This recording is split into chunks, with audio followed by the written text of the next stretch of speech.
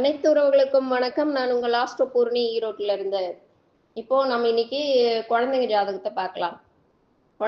குழந்தைங்க ஜாதகத்தை அடிக்கடி பார்க்காதீங்க. இருந்தாலுமே சிறு குழந்தையா இருக்கிறப்போ சில குழந்தைங்களுக்கு அடிக்கடி உடம்பு சரியில்லாம போகும். அப்போ வந்து பேரண்ட்ஸ் கொண்டு வந்து இந்த குழந்தைங்க அடிக்கடி உடம்பு சரியில்லாம போகுது, என்ன விஷயம் அப்படின்னு சொல்லி கேட்பாங்க. அப்போ அந்த மாதிரி குழந்தைங்க இருக்கும்போது அந்த குழந்தைங்க ஜாதகத்துல குருவுக்கு செவ்வாயோ அல்லது செவ்வாய்க்கு குருவோ 1, 5, 7, 9 இணைந்திருந்தது அப்படின்னு பார்க்கும் பொழுது இந்த குழந்தைகளுக்கு அடிக்கடி உடல்நிலை சரியில்லாமல் போகும் அமைப்பு உள்ளது. என்னன்னா ரொம்ப பயப்படாம அளவுக்கு இருக்காது. இந்த சளி, காய்ச்சல், ஸ்கின் அலர்ஜி இந்த மாதிரி ஏதாவது உடம்பு சரியில்லாம இருக்கும். வயித்தால போறது இந்த மாதிரி. இப்போ நிறைய பேரண்ட்ஸ் அப்படி பார்த்துருப்பீங்க. சரிங்களா? சப்ஸ்கிரைப் பண்ணுங்க. இப்போ அப்படி பார்க்கும் பொழுது இந்த மாதிரி அமைப்பு இருந்தால் தான் குழந்தைங்களுக்கு அடிக்கடி உடம்பு சரியில்லாம போகும். இப்போ இதுல எந்த அமைப்பு இருந்தா என்ன நடக்கும் அப்படின்னு சொல்லி பார்க்குறப்போ, இப்போ குழந்தை ரிஷப ராசியிலையோ, மகர ராசியிலையோ, கடக ராசியிலையோ, விருச்சிக ராசியிலையோ குழந்தைங்க பிறந்திருந்தது அப்படி இருக்கும் பொழுது அந்த குழந்தைங்களுக்கு சிறு வயசுல அடிக்கடி சளி பிடிக்கும். அப்போ நீங்க அந்த குழந்தைங்களுக்கு டெஸ்க்ல விளையாட விடாம சாயந்தரம் 6 மணிக்கு மேல காலையில நேரமா பனியில விளையாட விடாம பார்த்துக்கணும். இந்த சின்ன குழந்தையா இருக்கிற போது இப்போ ஃபீட் பண்ணிட்டு இருக்கிறாங்க, பேரண்ட்ஸ் ஃபீட் பண்ணிட்டு இருக்கிறாங்க, அம்மா ஃபீட் பண்ணிட்டு இருக்கிறாங்க. அப்படி இருக்கும் பொழுது அம்மா கொஞ்சம் கவனமா சாப்பாடு எடுத்துக்கணும். அவங்க காலையில் சாயந்தரம் வெளியே போகாம கொஞ்சம் கவனமா இருந்துக்கணும். இப்போ இந்த குழந்தைக்கு குரு வக்ரம் விளிம்பு பரிவர்த்தனை ஆயிருக்குதுன்னு வச்சுக்குவோம். அப்ப அந்த குரு அப்படி இருக்கிறப்போ இல்ல குரு 4 மூலையிலையோ உச்சம் நீச்சம் அப்படி இருக்கிறப்போ அதாவது உபயராசியான மிதுனம், கன்னி, தனுசு, மீனம் மற்றும் கடகம், மகரம் இந்த ராசியில குரு இருந்தது அப்படின்னா இந்த குழந்தைங்களுக்கு அடிக்கடி வயித்தால போகும். அப்ப என்னன்னா அம்மாவும் சின்ன குழந்தையா இருக்கிறப்போ சாப்பாடு பார்த்து சாப்பிடணும். குழந்தைக்கு ஜீரணம் ஆகுற மாதிரி நல்ல சாப்பாடாக எடுத்துக்கணும். அதே மாதிரி குழந்தைங்க பெருசாகிறப்பவும் நல்ல ஒரு ஜீரணம் ஆகுற மாதிரி நல்ல பிசைஞ்சு கொடுத்து நல்ல ஒரு பழம் அந்த மாதிரி வந்து நான்வெஜ் அதிகமாக கொடுக்காம நல்ல சாப்பாடாக கொடுக்கணும். அதே இந்த குழந்தைங்களுக்கு செவ்வாய் வக்ரம் விளிம்பு பரிவர்த்தனையில இருந்தது அப்படின்ற பட்சத்துல இந்த குழந்தைங்க என்ன பண்ணுவாங்கன்னா அடிக்கடி டென்ஷன் ஆகிக்கும். ஒரு சில குழந்தைங்க என்ன பண்ணிப்பானா தெரிஞ்ச ஒரு செவ்வாய் வக்ரமான குழந்தை வந்து என்ன பண்ணுதுன்னா சின்ன வயசுல குழந்தையா இருக்கிறப்போ போய் வண்டிக்கடியில போய் தூங்கிக்கும். ஒரு லாரி நின்றுட்டு இருந்ததுன்னா அந்த லாரிக்கு அடியில போய் தூங்கிக்குமாமா. அப்போ வந்து இவங்க குழந்தைய காணோம்னு பார்த்துட்டு கடைசியில பார்த்தோன்னா வண்டி ஏதாவது நின்றுட்டு இருக்கும், அந்த வண்டிக்கு அடியில தூங்கிட்டு இருக்கும். சரிங்களா? அந்த மாதிரி எல்லாம் பண்ணும் குழந்தைங்க. அந்த குழந்தைங்களை நீங்க கொஞ்சம் கவனமா பார்த்துக்கணும். என்னன்னா குழந்தை காணோம்னா இப்படி நிறைய பேர் வந்து சொல்லியிருக்கிறாங்க, வண்டி கடியில குழந்தை போய் படுத்துக்கிறான், என்ன பண்றது அப்படின்னு சொல்லி கேட்பாங்க. சரிங்களா? அவங்க வந்து ரொம்ப நேரம் தேடுவாங்க, குழந்தைய காணோம்னு கேட்பாங்க. அப்படி பார்த்தோன்னா அந்த குழந்தைங்க வண்டி கடியில கார் கடியிலையோ இல்லை லாரி கடியிலையோ இப்படி படுத்திருக்கும். அப்புறம் தலைவலிக்குது அப்படின்னு சொல்லிட்டு இருக்கும். இந்த மாதிரி இருக்கிற குழந்தைங்களுக்கு இல்லை சின்ன சின்ன இன்ஃபெக்ஷன், சரிங்களா? அப்போ ரத்தத்தில் ஏதாவது இன்ஃபெக்ஷன் ஆகிறது அந்த மாதிரி பிரச்சனை எல்லாம் வரும். அப்போ ரத்தம் சார்ந்த பிரச்சனை, சரிங்களா? அந்த குழந்தைங்களை வந்து நீங்கள் கவனமாக பார்த்துக்கணும். அப்போ வந்து அந்த அம்மாவுக்கு வந்து ஹீமோகுளோபின் சார்ந்த பிரச்சனை இருக்கும். இப்போ அந்த அம்மா வந்து ஹீமோகுளோபின் செக் பண்ணிட்டு எப்படி இருக்கு அப்படின்னு சொல்லிட்டு இந்த கன்சீவாக இருக்கிறப்போ ஹீமோகுளோபின் பிரச்சனை அந்த மாதிரி அம்மாவுக்கே இருக்கும். அதனால அந்த குழந்தைக்கு வந்து அதோட பிரச்சனைகள் இருக்கிறதுக்கான அமைப்பு இருக்கு. நீங்க அதை வந்து கவனமா டாக்டர்கிட்ட பார்த்து கன்ஃபார்ம் பண்ணி அந்த விஷயத்துல கவனமா இருந்துக்கணும். இதே குழந்தைகளுக்கு புதன் வக்ரமா இருந்தது அப்படின்ற பட்சத்துல இந்த குழந்தை கொஞ்சம் தாமதமா தான் பேசும். சரிங்களா? பெண் குழந்தையா இருந்தா கொஞ்சம் சீக்கிரம் பேசிடும். இதே ஆண் குழந்தையா இருந்தது அப்படின்ற பட்சத்துல 3 வயசுக்கு மேலதான் பேசும். அப்போ அந்த குழந்தைங்களுக்கு என்ன பண்ணணும்னா இப்போ என்னன்னா, ஒரு அம்மா டெய்லி வந்துட்டு கேட்கும். என் குழந்தை பேச மாட்டேங்குது, பேச மாட்டேங்குதுன்னு சொல்லி 3 வயசுல கேட்கும். ஓ! அப்ப நம்ம சொல்லுவோம், குழந்தைக்கு பேச்சு குடுங்க. ஏன்னா குழந்தைங்ககிட்ட அடிக்கடி பேச்சு குடுத்துட்டே இருக்கணும், பேசிட்டே இருக்கணும்.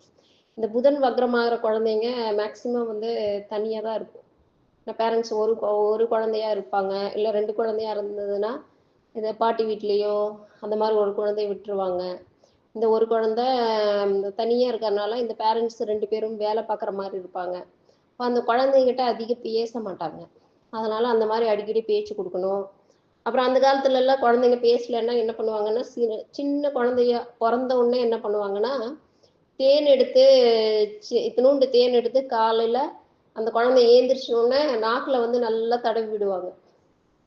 ஏன்னா பேச்சு நல்லா வரணும் அப்படின்றதுக்கு வேண்டி. எல்லாம் நெறைய பேர் பார்த்துருக்குறேன். அப்படியெல்லாம் பண்ணுவாங்க. தேன் எடுத்து நாக்குல நல்லா தடவி விடுவாங்க. தடவி விட்டேன்னா, அந்த குழந்தை வந்து பேசுன்னு சொல்லுவாங்க. அந்த மாரி பாட்டிமார்கள்லாம் பண்ணுவாங்க. சரிங்களா? அந்த மாரி என் குழந்தைக்கு நான் தேன் எடுத்து சின்ன வயசுல தடவி இருக்கிறேன். சரிங்களா?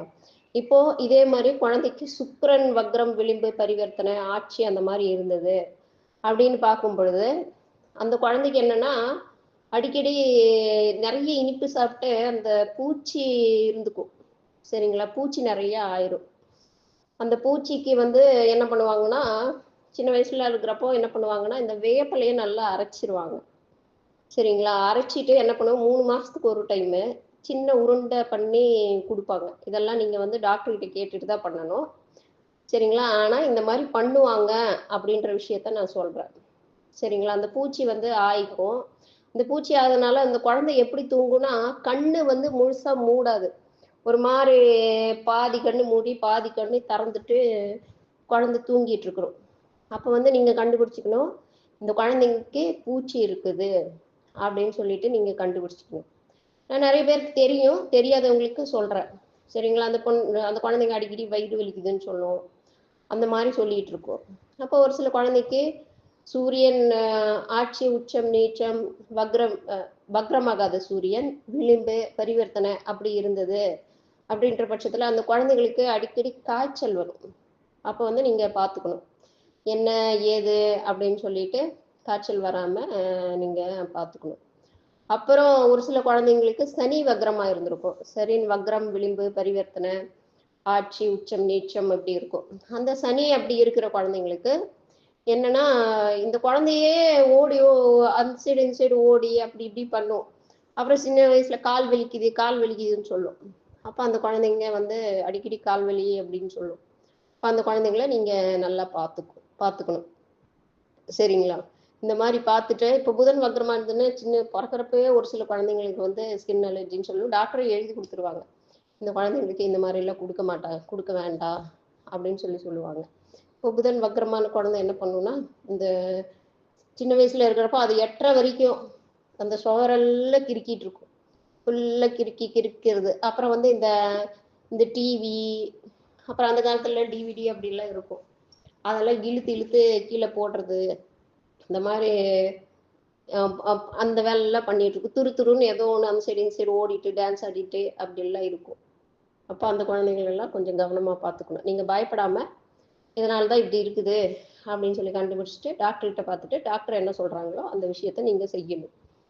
அதுக்கு நீங்க குழந்தைக்கு அடிக்கடி உடம்பு சரியில்லாம இருந்தாலும், இல்ல அப்படி இருந்தாலும், நீங்க வந்து அதுக்கு வேண்டி பயந்துட்டு, பரிகாரம்லாம் பண்ணிட்டு, இப்படி பண்ணக்கூடாது. குழந்தைங்களுக்கு அப்படின்றப்போ முதல்ல டாக்டர் பார்க்கணும். ஒருவேளை இதனால இப்படி உங்களுக்கு இருந்தது அப்படின்னா, சின்ன சின்ன வைத்தியம் எல்லார் வீட்லயும் எல்லா பாட்டிமார்களுக்கும் தெரியும். குழந்தைகளுக்கு இது நடந்தா என்ன பண்ணணும்?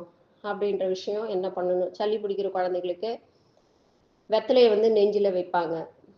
சரிங்களா? அந்த காலத்துல என்னன்னா, இந்த தைல செடின்னே இருக்கும் ஊட்டிலலாம். அப்ப என்ன பண்ணுவாங்கன்னா, அந்த செடிய வந்து அப்படியே வந்து அதுல வந்து சுடுதண்ணீல வச்சுட்டு, அப்புறம் அந்த வெத்தலைய அது அப்படியே நெஞ்சில தேய்ச்சுட்டு, வெத்தலைய வைப்பாங்க. இல்ல சாதாரணமாவே வெத்தலைய வந்து நெஞ்சில வைப்பாங்க. அந்த மாரிலாம் பண்ணுவாங்க. அந்த மாரி வந்து பெரியவங்கள கேட்டுட்டு, உங்க வீட்டு முறையில உங்க பாட்டிமாருங்க எல்லாம் என்ன செய்றாங்களோ, அந்த விஷயத்த பண்ணுங்க. சரிங்களா? முதல்ல குழந்தைங்க உடம்பு சரியில்லன்னா, நீங்க பயப்படாம தைரியமா கொஞ்சம் வீட்டு வைத்தியம் பார்த்துட்டு போலாம். ரொம்ப முடியலன்னா ஹாஸ்பிட்டலுக்கு போயிருங்க. சரிங்களா? சரிங்களா? எல்லா குழந்தைகளும் நல்லா இருக்கும். இப்பல்லாம் ஹாஸ்பிட்டல் ஃபெசிலிட்டீஸ் எல்லாம் அதிகமா வந்துச்சு. பயப்பட வேண்டிய அவசியம் இல்ல. ஏன்னா நெறைய பேர் வந்து கேட்டுட்டே இருக்கிறாங்க. குழந்தைங்களுக்கு அடிக்கடி உடம்பு சரியில்லாம ஆகுது. சொல்லுங்க, சொல்லுங்க அப்படின்னு சொன்னதுனால தான் நம்ம இந்த விஷயத்த போட்டிருக்கிறோம். சரிங்களா? இந்த பதிவை கேட்கும் அனைத்து நல்லுள்ளங்களுக்கும் நன்றி கூறி விடைபெறுகிறேன். நன்றி, வணக்கம். வாழ்க வளமுடன் மற்றும் நலமுடன்.